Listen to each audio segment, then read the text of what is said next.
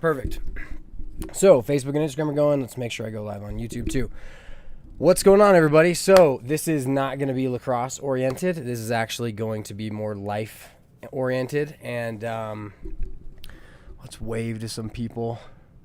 But so, basically, to kind of tell you the quick story, 5 years ago, yesterday, on the day the Broncos won the Super Bowl, is the last alcohol I've drank.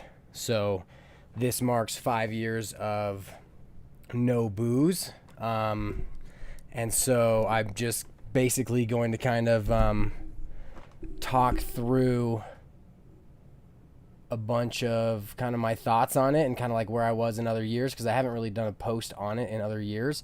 But so it's not going to be lacrosse related. It's going to be more life related. So if you don't have any, if you don't really want to tune into that, feel free to go there. I've got a couple comments coming in quick. Yes, I'm going to do more defensive videos. Right now I'm working on a coach's training program. So I'm going to be doing that first. But so, let's see.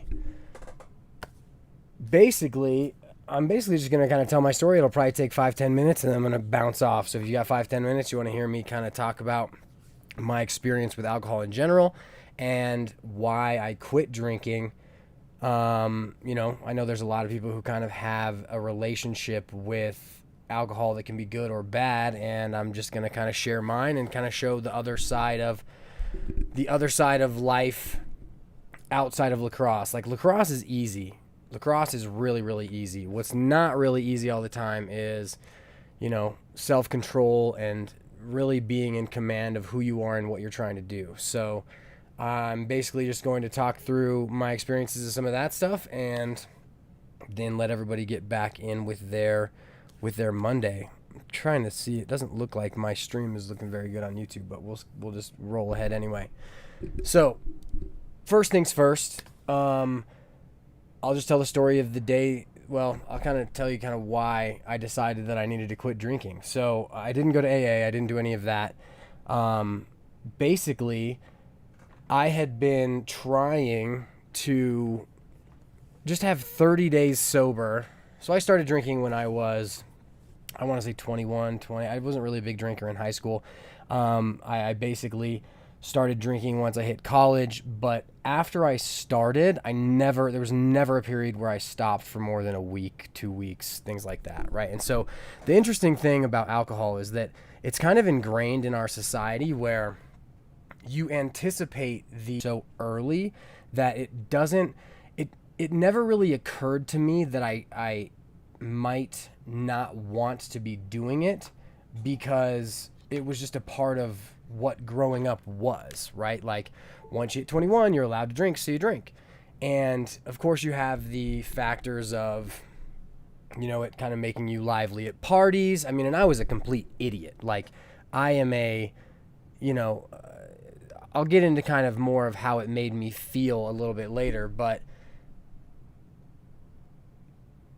well, that's kind of a revelation of, I'm trying to think about how to sort through my thoughts. The reason why I didn't post anything and why I did the live instead of trying to post something is because, one, I wanted to acknowledge it. Two, my thoughts on it are so scattered that doing it would have taken a lot longer than just making a live, right?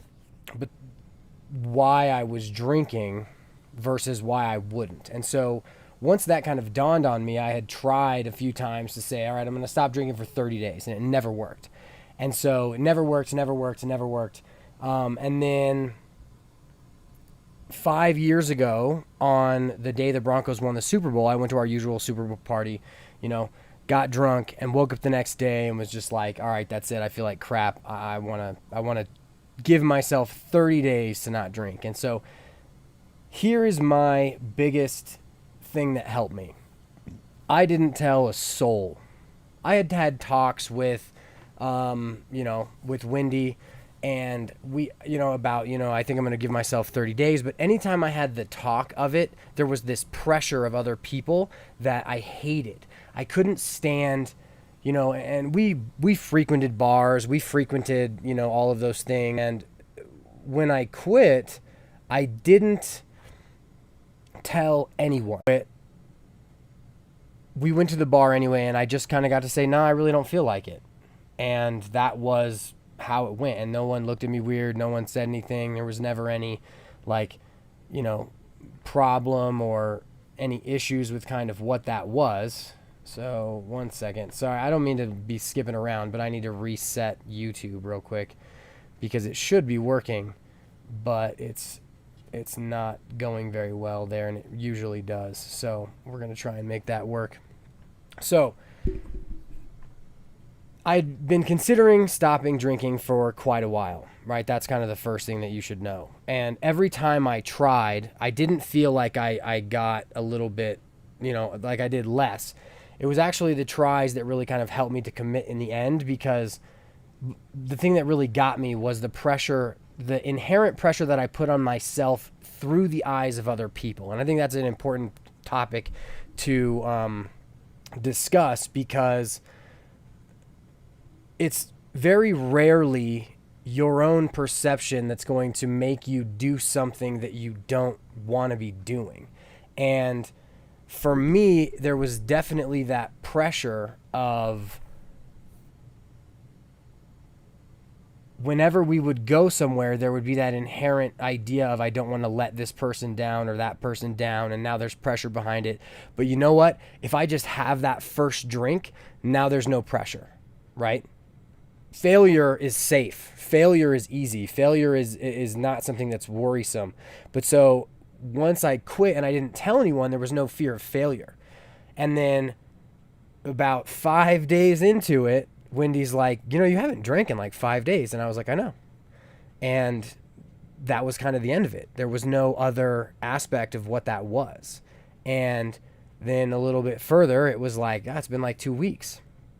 And then as we continued to life just kind of continued to go, I just never felt like drinking again. And I think the interesting thing was, my original goal was just to go 30 days. And with that 30 days, I felt much better. I'm going to talk through a couple of the other things that really helped me. I'm hoping that the YouTube live is all right. If you want to comment on YouTube and tell me whether or not it's actually working, because all of my stuff is saying warning and that it's not working well, because I really should have turned that. I should have put it on the wired connection first. But so let's talk through, I'm going to talk through a couple of other things. First, another thing to recognize is that I think I was still vaping at that time. I know I was still vaping at that time. And so I had been a smoker for 6 years.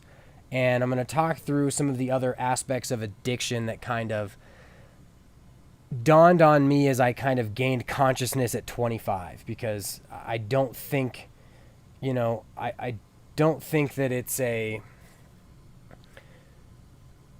bad statement to recognize that when you're younger and you really don't have that consciousness of having to take care of a family or having to do all of that, you kind of just get to navigate through life without really caring.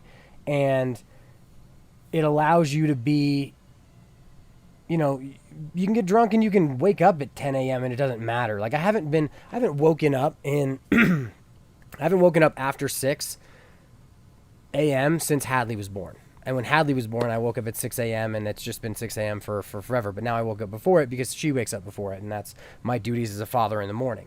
And so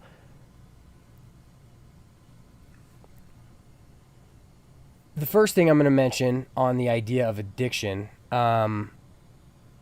is a couple of books that help me. So the first book I want to mention is Feel the Fear and Do It Anyway by Susan Jeffers, because it's the book that got me out of Ridgeview and let me try and do lacrosse full time. And some of the things that it kind of like taught me, like here's one nice little analogy. It's, let's say you want to go from LA to New York and you're in a plane. The plane is only on course about 0.001% of the time. The plane keeps just correcting, going back and forth. So even though you might feel like you're not moving towards your goal, as long as you're consistently thinking of it, you're probably going to be relatively on course, because you just keep correcting, right? You veer off this way, you course correct. You veer off that way, you course correct. And that's one thing that's kind of helped me in my business dealings, which has kind of given me the confidence to do all of this. And so one thing that is kind of incredible to me is that the entire POWLAX brand that most people recognize and know with the coaching is all from the last 5 years. It's only from the last 5 years. Like before then, it was wax mesh, it was custom mesh, it was all these other things. But for the last 5 years, that's when I've done all of the video stuff. So it's not like anyone who started today, like I'm going to give a shout out to the guys at Drip Lacrosse from Dripping Springs in Texas. They've been producing great coaching content videos and putting them up on YouTube, and they're excellent. They're excellent, excellent videos. And it's funny, I always want to make sure I go comment and tell them how awesome I think it is, because I know that they watch my content too. But if you look at what I've done and you say to yourself, wow, that looks impressive, or like, how could I ever do that? The bottom line is just to go and start doing it. And so that's what Susan Jeffers's book, Feel the Fear and Do It Anyway, did for me. The next one is The Easy Way by Alan Carr. And so, like I mentioned a little bit earlier, I used to smoke cigarettes. And so I picked up cigarettes at college because once I tore my ACL, I kind of fell out of the ability to stand there and watch practice because I kept coaching my peers.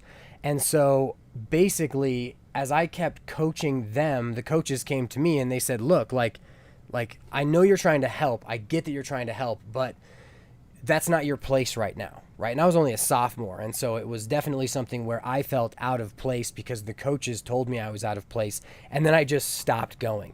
Probably one of the biggest, when I look back as far as mistakes in my life, it's probably one of the mistakes, one of the way, I don't want to call it a mistake because I wouldn't be here if I didn't do it, but it's something I look back on and wish I would have handled better.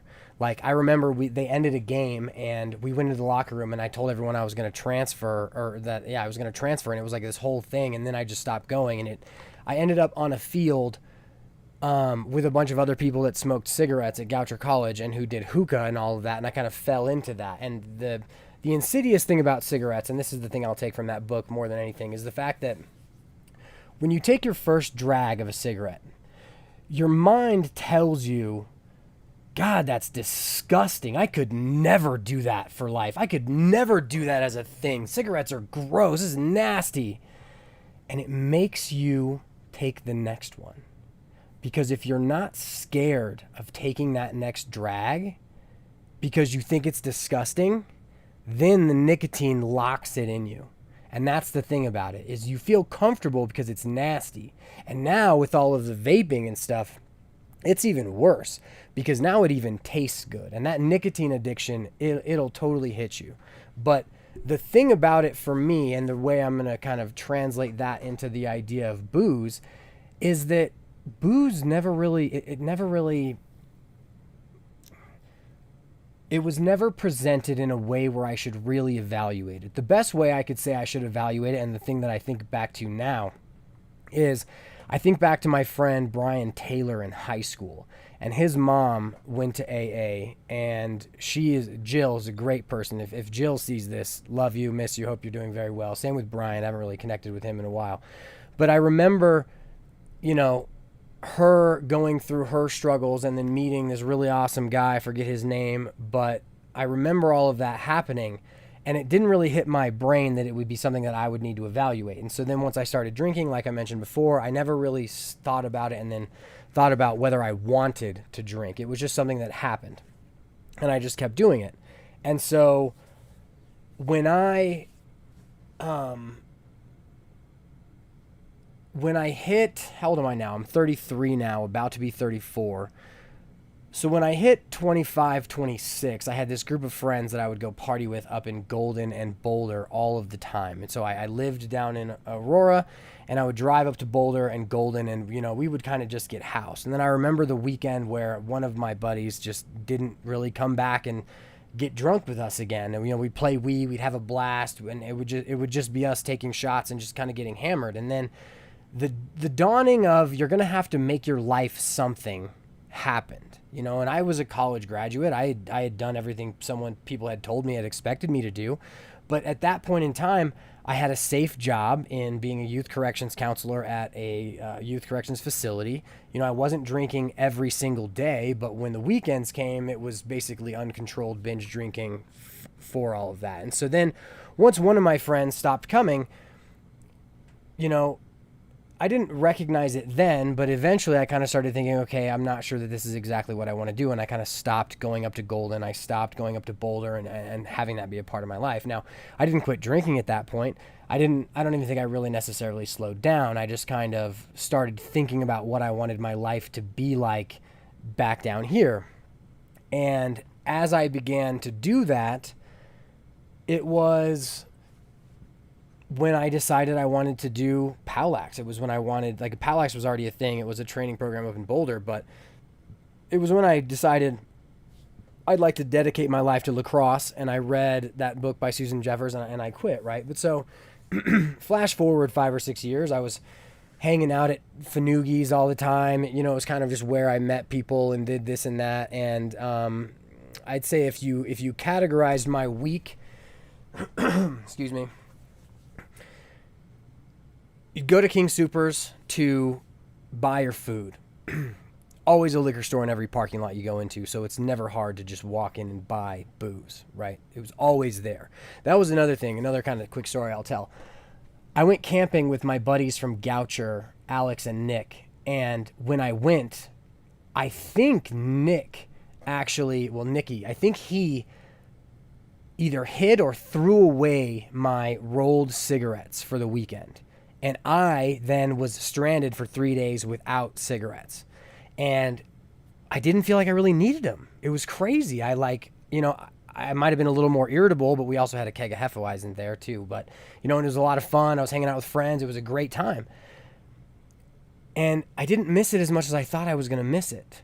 But then when I got back to reality and I got back to the city, it was always there. And that was kind of the issue, is that cigarettes were always there. Booze is always there. It's never going to be anything other than your specific choice on that day to not drink or not smoke or not do whatever that is. And so that kind of reality hit me in that moment. But so with the idea of going to King Soopers and picking up food, there's always a liquor store there. And it was just, I'll pop in, I'll get a 6-pack, head home, have a beer, have 2, have 3 every night. And that was just kind of what it was. So I wasn't being irresponsible with my drinking, but then when the weekend came, it was like I said before, it was binge drinking. It was, you know, definitely not kind of what I wanted to do. But, you know, it was always fun. It was always this and that. I really considered the idea that I hadn't stopped drinking for more than a week for, I don't know, 10 years. It had never happened. And it was because I had chosen to make it not happen. Like, it wasn't like I was initially thinking that was what it was, but that was where my life ended up, right? And so the thing that I really started to notice was that I had all these ideas about what I wanted to do, who I wanted to be, kind of projects that I wanted to do. And you can clearly see that I had the ideas now because they're actually in reality and people are actually using them, and it's actually helping people all over the world to learn lacrosse. And so the thing that I noticed in those times, though, was that every Monday I would wake up and I would have to reorient myself to where I wanted to go. So right now I'm working on this really large project where I basically have to dumb down all of my lacrosse knowledge into something that's going to take 5 hours to go over for brand new coaches. And so I have to really be very cognizant of what is the most important thing that they need to know, why is that the most important thing, and how can I organize it so that it's very easy to pick up. Now, before I quit drinking, I couldn't think through all of that because it takes a couple days to even orient a project in your head well enough to really execute on it and really put the time in. You can kind of go in and, like, how would I phrase this?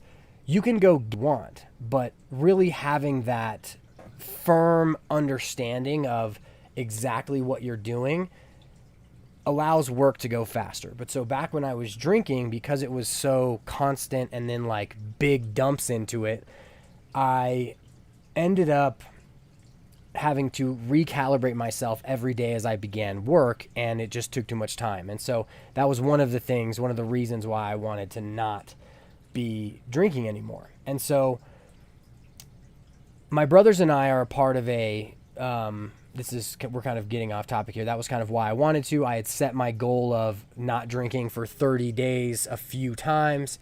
And as I had set that intention, it never worked. And then the Super Bowl happened. The Broncos won the Super Bowl, got all drunk. And the following day, I decided I was going to not drink. And the thing that really sold it, like I mentioned a little earlier, is I didn't tell a soul. I didn't tell anyone. I didn't tell my brothers. I didn't tell my girlfriend at the time. I didn't tell anyone. And we even went to the bar that night, and it was just kind of no, I'm not really feeling it. A week goes by. Wendy notices, hey, you haven't had a drink in a little while. Like, yeah, no, I haven't. And then 30 days hit. And I remember feeling like really proud of myself and going, I have a handle on this. And so I'm going to veer back off again because this is how my mind works. But in the book, An Easy Way by Alan Carr, which is a book, they actually do it. He's got a drinking version too, but this is a smoking version. He mentions the people who only have cigarettes when they drink, say like on the weekends. And he says, you're still addicted just like anybody else is, because in those moments, like your choice, like the addiction is still in you. And by addiction, he means the withdrawal effects of the nicotine leaving your system. And because of referencing that idea from him, it allowed me to kind of understand that even if I was just having like 3 a night or I wasn't really abusing it, that it was still a part of the addiction of what that was. Now, depending on what we drank and how much we drank, I was a total D-bag sometimes, right? Like, alcohols release your inhibitions, which if you're hurting in any way or you're frustrated in any way, that's what comes out, and that's what allows you to lash out and all of those things. And like, that was one aspect of what I really wanted to get rid of. I didn't want to have those happen because I hated waking up in the morning and feeling like an asshole. And so that was just another reason why I kind of knew that needed to happen. But once again, it was always about like, if I tell people, then people are disappointed in me, then I feel bad. And so I'll tell you another story about me and kind of who I am as a person, and kind of like, I'm a terrible liar because of this incident. So when I was in high school, I hid a report card where I got an F from my mother. She woke me up at 6 a.m. because she found it crying. And she was crying, and she said something that I'll never forget. She said, "Have I failed you?"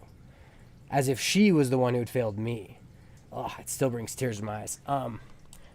But that moment, the disappointment of other people was really what I didn't want to do. And by continuing to drink, I wasn't disappointing anyone because that was the status quo. But so then when I didn't tell anyone, it helped me to not care, because no one knew I was trying to stop drinking. So there was no failure I could do. There was no disappointment I could have on somebody else.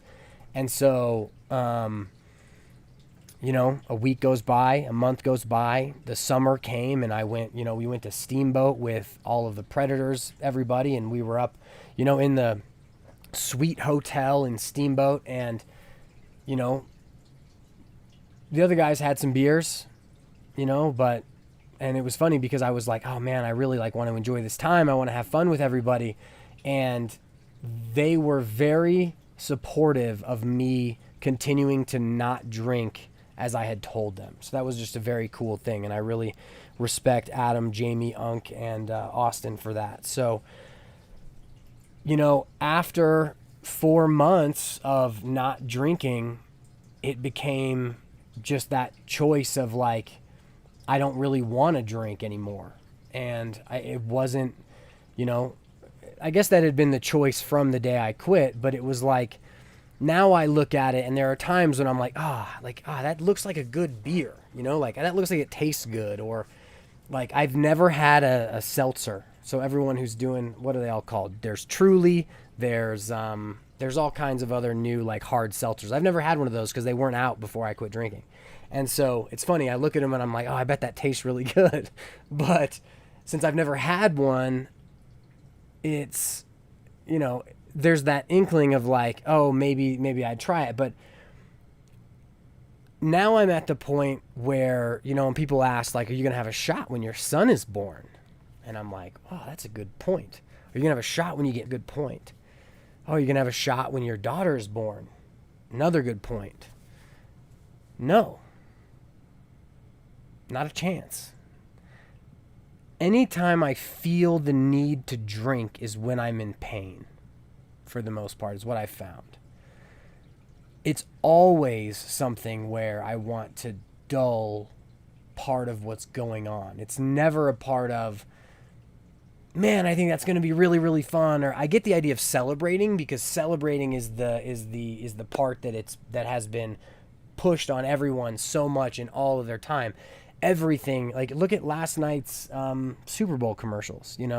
They're the booze ones. Everyone's having fun. Everyone's enjoying themselves. What was it? It was like I think it was a Michelob Ultra seltzer commercial with like all of these athletes who are the best of who they are and what it is. And I remember thinking to myself, like, what a crock of shit. Like, that's bullshit. Those people are the most dedicated people that will ever be and have ever existed. And I guarantee you they were not drinking Michelob Ultra when they were winning their championships and running and doing their shit. But the fact that they're going to put it in front of you as if it was like this massive part of what they were doing is just, it's framing within the concepts of, it's manipulation. It's total manipulation. And recognizing that drinking is just kind of a part of society is kind of the manipulation that I really noticed.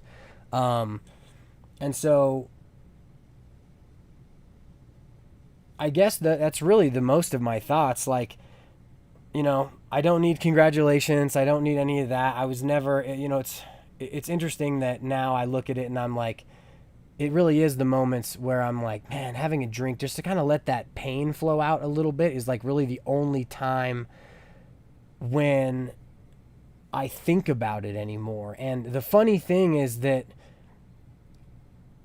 like the key to my not drinking was really not telling anyone. Nothing, there was nothing there there was no one to get disappointed in me. Is really what it was. And like, it's funny, Wendy will tell you, like my wife will tell you, so if you've read the book, The 5 Love Languages or whatever, I'm words of affirmation. Like when people say things to me, it cuts right through to my heart. Like I've had some people say some pretty awful things to me about, how I coach and that I'm a racist and that the reason their kid didn't play was because I'm racist and I hate their kid. And it's all their own, like I recognize it now as their own frustrations in the fact that their kid wasn't playing. But like it hurts when I hear that stuff because I'm like, I'm very much so the guy who wants to make sure that everyone who's around is feeling value for what they're doing. Now, I'm also the guy that's going to tell you when you're screwing up and that you can't, complain about what's going on and how much you're playing if you're not putting in the work to do what you need to do. And for some players, the drinking aspect is a part of that. And so when I feel someone being disappointed in me, like, okay, I'll tell you another one. So the best dad advice, and this is straight to the core of being a father, is the don't shake your baby commercials were true. Like when your kid is crying and crying and crying and crying and you're just trying to get an ounce of sleep and there's nothing you can do about it and you just have to hold them and wait, like,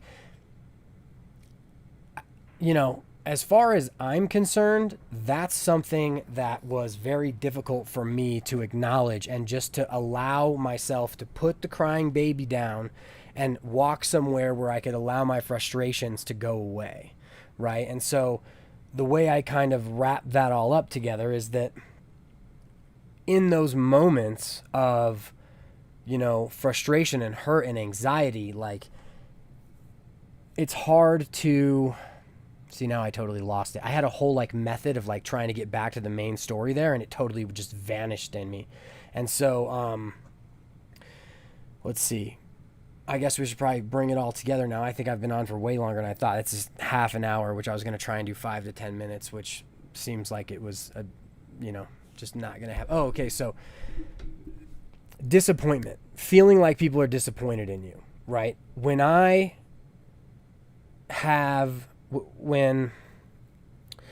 make a mistake as a father, okay, and so here's another one, right? Here's a crazy thing that's been happening recently that's probably way too close to the chest to like really share, but screw it. It's not like anything's going to happen because of it. So if Turner's being bad and I like hit the table, right? And I, overreact. He has been taught from school, when you overreact, if you like throw things, that's wrong. And so my little son looks at me and goes, "That's wrong." And I'm like, ugh, and it just kills my heart, because I realize that like I'd love to have been in control in that moment and have not overreacted in that way. And so just in terms of the, not having that disappointment of someone else really helped me to get over the hump of not drinking. And now as I look at it, I recognize that every day is a choice. And so I'm going to wrap this up with another story analogy about about how ideas have transcended my thought throughout time. So if you know me and you know me closely, you'll know that my parents got divorced when I was 3. Could have been a little earlier. They both remarried, and that gave me the perception of kind of what relationships were like and what marriage was like, right? Like a sham. Like most people now think of marriage as a sham, as something that is, and so to get through the minutia of all that really quickly, it's not a sham. The most recent way that I've considered and have understood marriage is through the eyes and through the description of Dr. Jordan Peterson. And for him, marriage is something that you have to commit to wholly and 100%. So my parents were never really married. They were never 100% together because they left each other, right? So they quit on each other. And every single day is a choice of whether you're going to commit to that person or that thing or not. And if at any point in time it's I'm not going to commit to you for whatever reason, you are not embracing the whole reality of that person. And marriage is marriage because you can't leave. If you can leave, it's not marriage. And so marriage is a choice, and it's something that I value very highly now. Like I've been with Wendy for 10 years and we're getting married in September, and we had some things we had to iron out before that. And that's another, I could go down a whole road of another personal situation. Like I had to make sure kids were there before I proposed, because I knew I wanted kids. And if we got married before there was and kids couldn't happen, I'd be in a stalemate with life, whether I was going to commit to the woman that I love or I was going to commit to no longer having kids. And luckily we made things work. We did IVF. Turner's here now. Hadley's here now. It's absolutely unbelievable. And the way that idea has transcended my growth as a human, and just that whole idea of that I'm not gonna, like, you can't run away, there's no running away from that, has kind of just allowed me to become the person that I am now. And so I really don't know how that has to do with the idea of drinking and how all of that wraps up, but in my head somehow it'll probably connect some other way. But so I think I'm going to wrap that up. Once again, don't need any congratulations, don't need any of that. I'm very proud, and I think and once again, the reason why I didn't just do a post was because all of that's kind of wrapped up in itself. But one thing I will say about addiction in and of itself is, if I could distill 3 thoughts on addiction for anyone who is around someone who's dealing with addiction, or anyone, and we're talking about the lightest of addictions for me, right? Nicotine and booze. If there are 3 ideas I have, it's number 1, the person has to be accepted for who they are in their entirety with all the bullshit before anything you say should matter to them without it. Now, if that thing makes them unrelationshipable, that's fine. And that can be understood, right? But if what you're taking modifies you to a level where you're no longer someone wants to be around, that's got to be a huge aspect of like wanting to stop doing that, right? And overall, that is the choice. But the dedication that I've seen some people I know put into the person that's addicted in a total D-bag is totally awesome for those people. Like, the love of that is great. And so I guess in my situation, we're talking about, me just kind of being an a-hole when I was drunk. The next thing I'll say is my one hint for anyone who is considering not drinking anymore, it's don't tell anyone. Take shots of water at the bar. Take whatever. Like, the only person it matters to is you, because you're the only person that can make it happen. And there's here's another one. On that note, another thing that helped me so much, and I'm going to look this up because this will probably make me cry too. Hold on. Oh, totally will. I'm just thinking about it now. So, everyone's heard of Macklemore, right? He does Thrift Shop. That was one of the songs that we really loved when I was with my group of friends up in Boulder. He's got a song called Starting Over. So first he has a song called, it's not Under the Bridge. It's what's the other song called?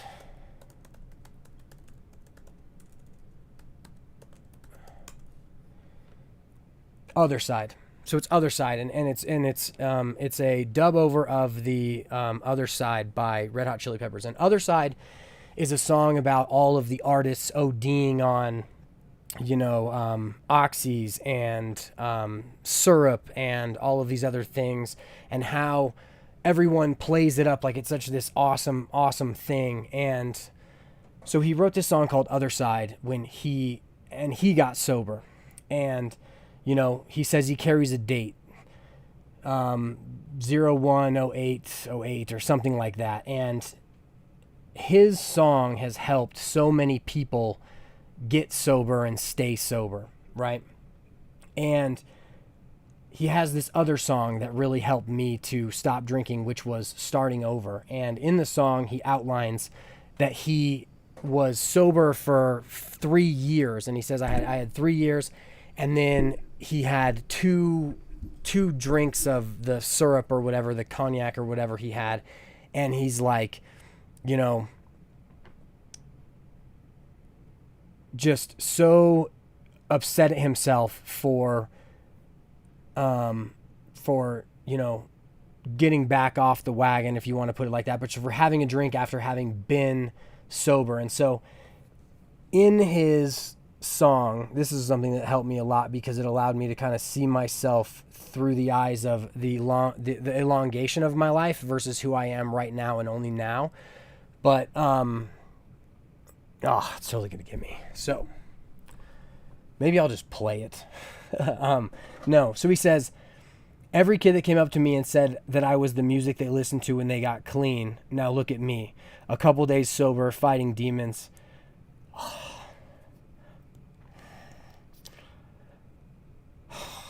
The reason it gets me is because, one, I'm proud, and I don't like, this. But so, let me just explain it. he's in AA, and he tries to duck out of this meeting. He doesn't want to be called on because 3 days ago or 2 days ago he had a drink, and so now he's in AA, 48 hours sober, and someone comes up to him and goes, "Are you Macklemore?" And they're being all very appreciative of him, like, "Your song is what helped me get sober."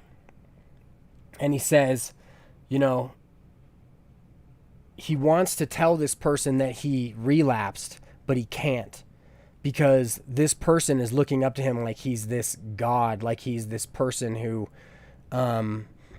you know, who wrote this song. And he mentions he's like God wrote Other Side. So let's see if I can get to it now. I think I might be over that little stint of, you know, choking on my own thoughts.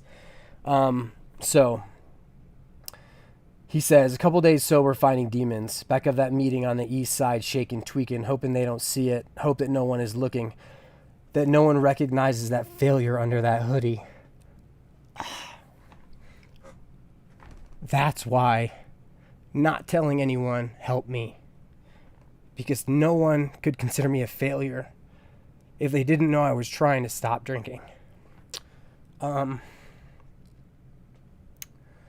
So then he goes, just posted in the back with my hands crossed, shooken. If they call on me, I'm passing. If they talk to me, I'm booking out that door. But before I can make it, somebody stops and says, "Are you Macklemore? Maybe this isn't the place or time, but I just wanted to say that if it wasn't for Other Side, I wouldn't have made it." And so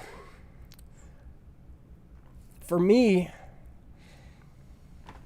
I was pretty on top of shit, right? Like, I had a job. I was doing pretty well. I was kind of a dick when I got really drunk. But for some people, it becomes whether or not they're going to get to see their kids. And so the fact that now when I look at drinking and I see that the only time I think about really drinking it is when I'm in pain is like such a motivator for me to just like not, obviously. And I really don't feel like drinking at all. And I watch people drink, and I don't care that people drink. Like, people enjoy it. Other people have a better relationship with it than I ever did. But so just that idea of like, if it wasn't for Other Side, this first song that he made, I wouldn't have made it. And so this is 2 days after he relapsed. And so he says, "I just look down at the ground and say thank you. She tells me she has 9 months and that she's so grateful. Tears in her eyes, looking like she's going to cry. I barely got 48 hours, treated like I'm some wise monk. I want to tell her I relapsed, but I can't. I just shake her hand and tell her congrats. Get back in my car and I think I'm tripping, yeah, because God wrote Other Side. That pen was in my hand. I'm just a flawed man. Man, I'm messed up. Like so many others, I just never thought I would. Never thought I would. Didn't pick up the book. Doing it by myself didn't turn out that good." And then he says, "If I can be an example of getting sober, then I can be an example of starting over." And so I knew at some point this would get emotional, but here's why. First,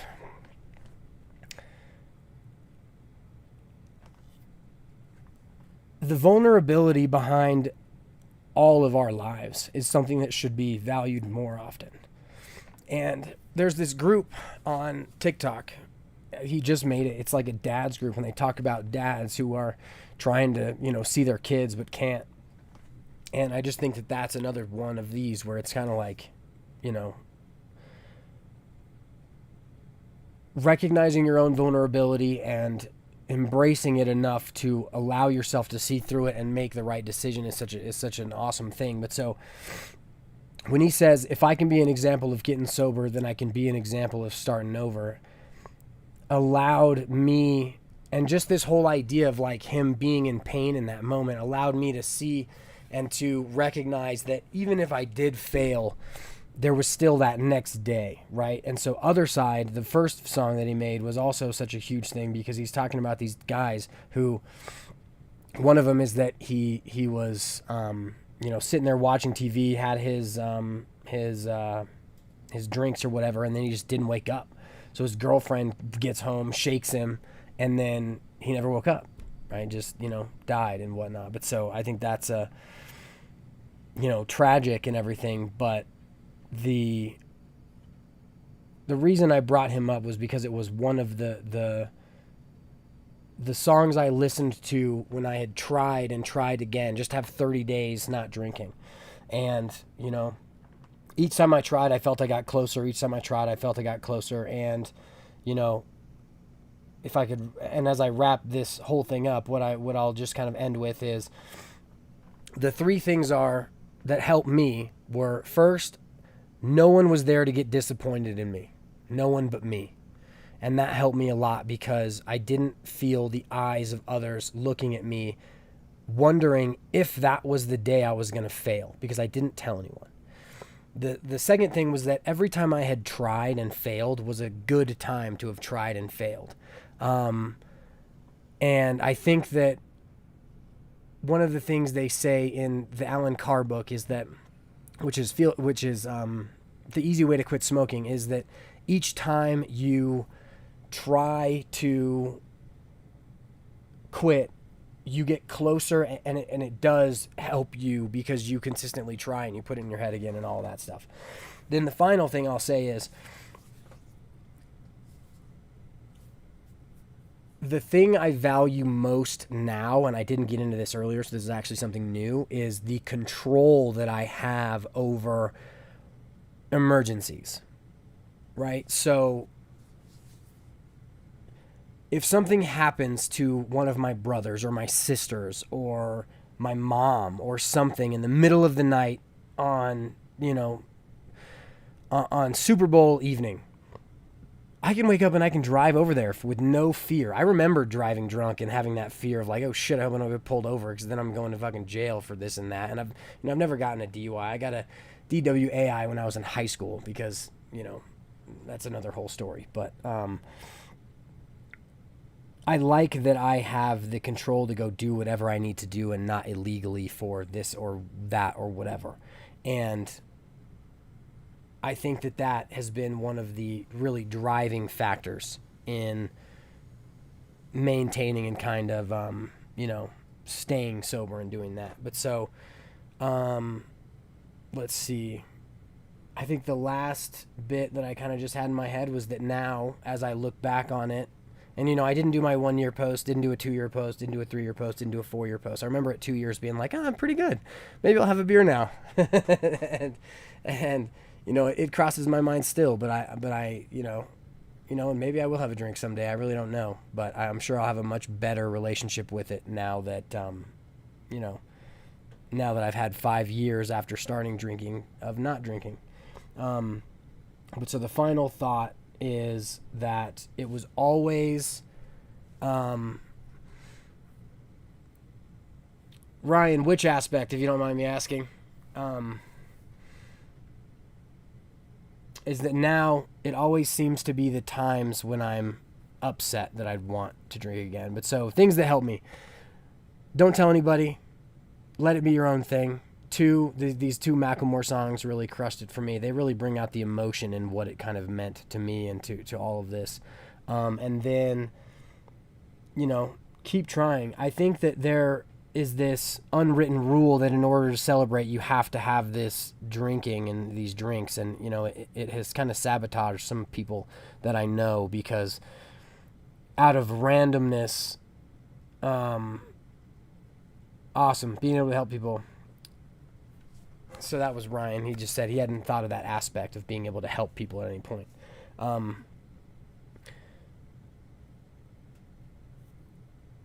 Basically, that there are these events that come up where you have like reunions of people, and the people matter to you because they're from another point in your life. Like maybe they're from a really big event. I have a very specific thing, but I'm not going to say it because I don't want to out these people.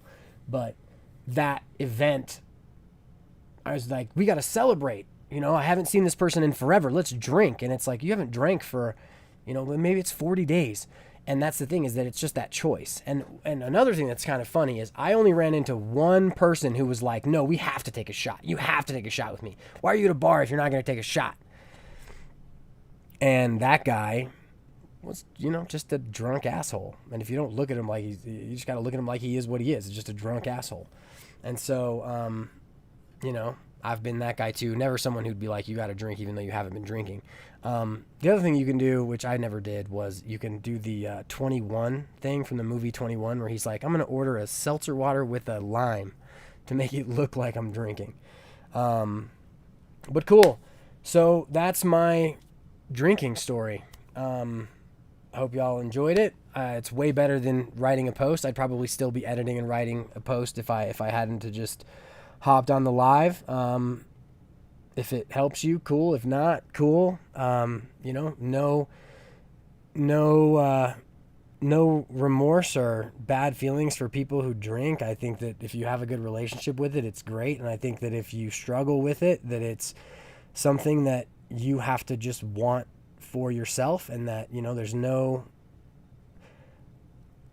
I am the oddity, I think, in kind of needing to do it myself, and I don't feel any pride in that. I don't think it's, one way or the other. I just think that when it came time for me to be able to make 2 days consistently work together, I had to stop. I had to let it go.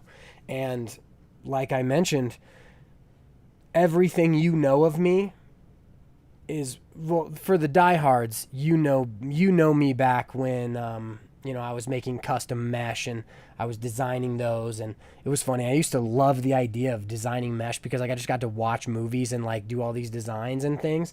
But now I look back on it and I'm like, how boring that was. Just watching movies and designing things. Like, the design was kind of cool because it was creative, but now I look into it and I look at all the videos I'm making and I really have to rack my brain and think of all the best ways to kind of like describe things. And I'm still not as good as I will be at it, but that whole involvement of like really kind of being alive. Like, it's funny, the times I get frustrated in my life are when I don't put work in, because I just love doing it. And that's part of it is, if you've watched some of the live streams about from last spring after the IMLCA convention, I got to go meet a lot of coaches who use my content, and their appreciation for the videos that I've made and have put out for free is one of the coolest things ever. And I never would have been able to do it without stopping drinking,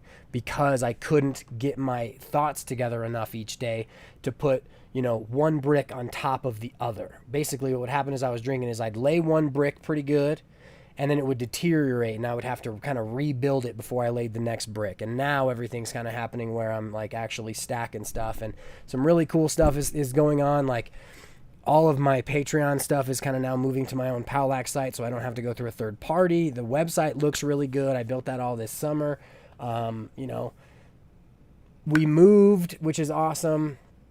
And then, I got a son and a daughter and an awesome wife, and it's just like, things are good. Things are awesome, and none of it would have happened if I hadn't have stopped. And I think that my last piece of advice is, if there is anyone who is wanting to stop drinking, recognize that every time you try to stop is another step in the right direction. Even if it's, even if you think about it and you last 30 to 40 minutes into when you usually would stop drinking, that's a good attempt, and that it all kind of rolls together. And if you're like me and you really feel the words of affirmation and are disappointed, and if people are disappointed in you, it really hits you through the heart. Just don't tell anyone that you're trying to stop, because no one's going to care once, no one's going to care if you quit, and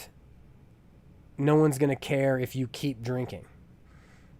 If there's no one that knows you're trying to stop, continuing is never a problem, because it's just you doing you. So I think I've rambled enough. I hope you guys enjoy it. So that's 5 years of not drinking, and I couldn't be happier, and thank you for everyone who's kind of been the support through the years.